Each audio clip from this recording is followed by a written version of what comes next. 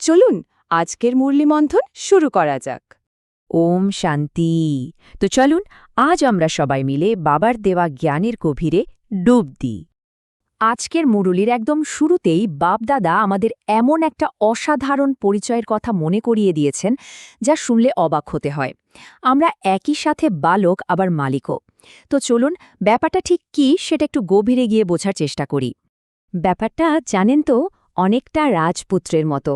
বাবার সামনে যখন থাকি তখন আমরা একদম স্নেহময় শিশু, তার ভালোবাসার সবটুকু আমাদের, তার উত্তরাধিকারী আমরা। আবার অন্যদিকে নিজের মন, নিজের সংকল্প, নিজের ইন্দ্রিয়ের ওপর আমরাই কিন্তু একছত্র মালিক।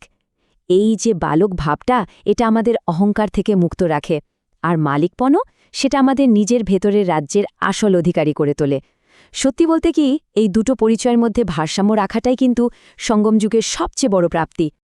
কিন্তু একটা প্রশ্ন মনে আসতেই পারে, তাই না, যে মালিক আর বালক এই দুটো এত শক্তিশালী পরিচয় থাকা সত্ত্বেও কেন আমরা মাঝে মাঝে এত দুর্বল হয়ে পড়ি?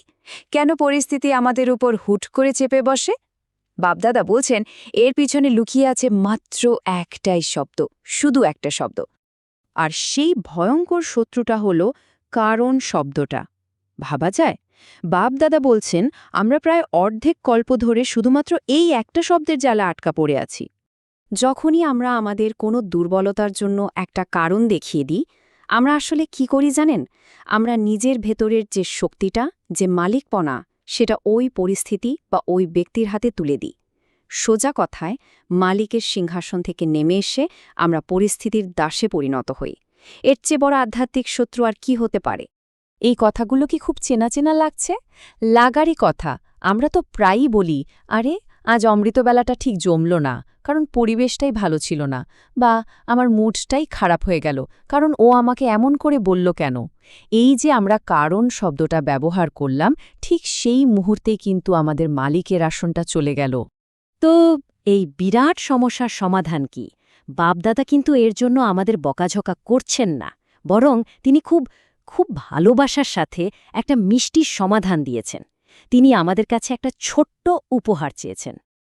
বাবা বলছেন, আজকে তোমরা আমাকে এই কারণ শব্দটা উপহার হিসেবে দিয়ে দাও, এটা তার কাছে আমানত হিসেবে থাকবে।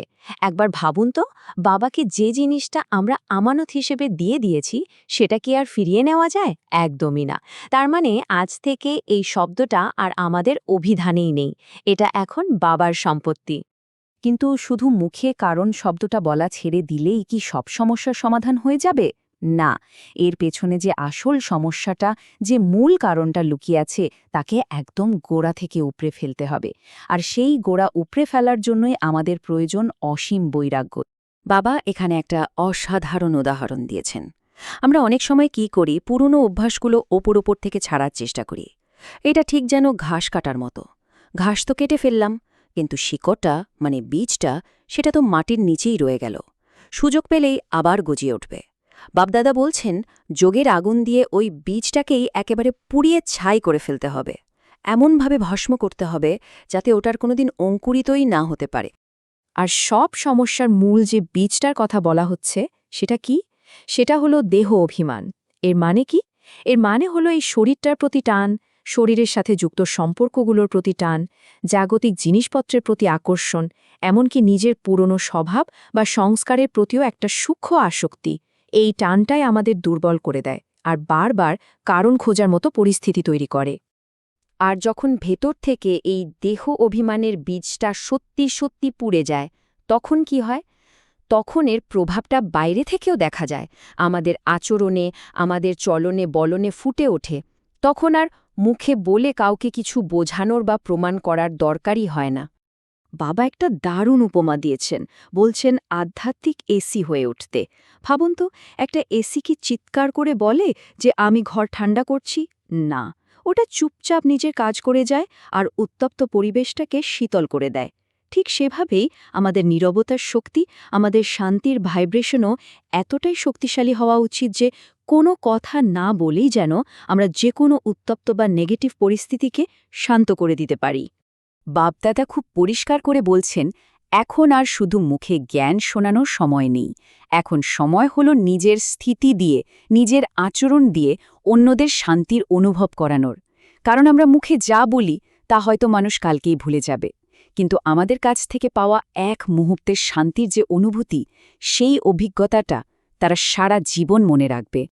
তো এই যে সম্পূর্ণ স্থিতির কথা আমরা বলছি, এটা অর্জন করার জন্য বাপ-দাদা আমাদের একটা খুব গুরুত্বপূর্ণ বিষয়ের দিকে মনোযোগ দিতে বলছেন, আর সেটা হলো সময়। বাবা আমাদের দিকে একটা গভীর প্রশ্ন ছুড়ে দিচ্ছেন। আচ্ছা, সময় কি আমাদের শিক্ষক, নাকি আমরা এই সঙ্গম যুগের আত্মারা সময়েরও স্রষ্টা? আমরা কি সময়ের জন্য অপেক্ষা করব যে কবে সম্পূর্ণ হব, নাকি আমরা আমাদের পুরুষার্থ দিয়ে সম্পূর্ণতার সময়কে কাছে টেনে নিয়ে আসব? কারণ বাপদাদা সাবধান করছেন, যদি আমরা এই ভেবে বসে থাকি যে সময় এলে সব ঠিক হয়ে যাবে, তাহলে শেষে গিয়ে দেখব আমাদের সামনে একটা বড় বোর্ড টাঙানো আছে, আর তাতে লেখা টু লেট, অনেক দেরি হয়ে গেছে। তখন কিন্তু আফসোস করা ছাড়া আর কিচ্ছু করার থাকবে না। বাবা একদম সোজা নিয়মটা বলে দিচ্ছেন, দীর্ঘ সময়ের পুরুষার্থই দীর্ঘ সময়ের প্রাপ্তি নিয়ে আসে। মানে যত লম্বা সময় ধরে আমরা চেষ্টা করব, তত লম্বা সময়ের জন্য আমরা ফল পাব। তাই আমাদের সম্পূর্ণতার সময়কে কাছে নিয়ে আসতে হবে, সময়ের ওপর নির্ভর করে বসে থাকলে চলবে না। এই সঙ্গম যুগের প্রত্যেকটা মুহূর্ত কিন্তু অমূল্য। তাহলে চলুন আজকের এই মন্থন থেকে আমরা সবাই মিলে একটা শক্তিশালী সংকল্প করি। জীবনে যাই হোক, যেমন পরিস্থিতিই আসুক, আমরা আর কোনো দিন কারণ দেখাব না, আমরা নিবারণ স্বরূপ হয়ে উঠব। কারণ আমাদের আসল পরিচয় তো এটাই, আমি বিশ্ব মুক্তিদাতা আত্মা। ওম শান্তি।